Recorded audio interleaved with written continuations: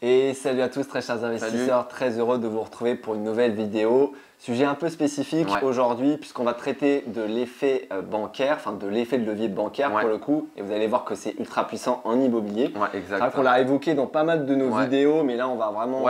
on va vous l'expliquer par un schéma et effectivement vous dire pourquoi c'est intéressant. Et le fait que vous pouvez emprunter une certaine somme par l'effet du crédit bancaire et notamment pendant une longue période, ce qui vous permet de soulever beaucoup d'argent. Donc pour agrémenter cette vidéo, nous allons justement vous partager un très beau schéma qui parle de lui-même.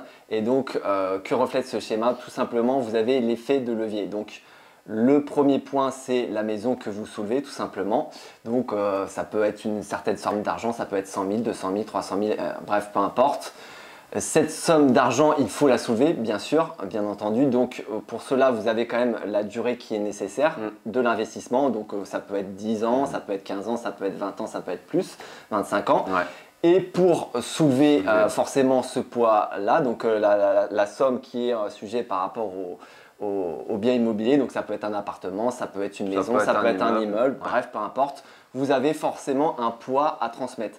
Donc ce poids, il est reflété déjà dans un premier temps par l'apport que vous allez mettre et dans un deuxième temps forcément par la mensualité du crédit. Et donc la mensualité du crédit, ça va être par rapport à votre capacité d'emprunt. Forcément, je le répète, plus votre durée augmente, plus vous pouvez soulever davantage, donc une certaine somme d'argent. Donc au lieu de 100 000, si par exemple on prend 100 000 pour 20 ans, si vous prenez 25 ans, vous pouvez, je sais pas, bon, j'ai pas fait les calculs, mais ça se trouve, vous pouvez soulever 130 000, 150 000 euros, donc ce qui n'est pas négligeable. Et pareil pour le numéro 3, donc l'effort que vous allez mettre par rapport au point d'appui. Forcément, si votre apport est conséquent et qu'au lieu de mettre 50 000, vous mettez 100 000 en apport, que ce soit des frais de notaire ou un peu plus, forcément, vous allez pouvoir soulever davantage et notamment la mensualité du crédit. Si vous gagnez 3 000 euros au lieu de 2 000, forcément, vous pourrez soulever une somme bien plus importante. Donc voilà, en résumé, vous avez très bien compris que l'effet de levier bancaire est super puissant. Voilà, ça vous permet déjà d'investir sans mettre forcément de votre poche. Ça vous permet de payer justement le crédit grâce au loyer des locataires. Et ça vous permet, en plus, si vous faites les choses bien, de gagner de l'argent. Donc ce qui est vraiment, c'est franchement en type d'investissement, il n'y a pas mieux, je pense. Même si c'est vrai que ça commence à être de plus en plus dur au niveau des banques, là on peut vous dire ça en connaissance de cause puisqu'on est en train actuellement de chercher un financement.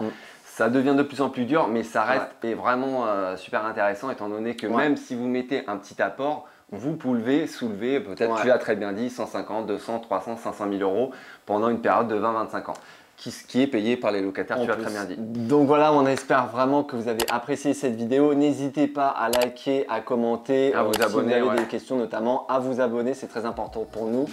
Et puis écoutez, on se retrouve pour de prochaines vidéos. Allez, salut, ciao.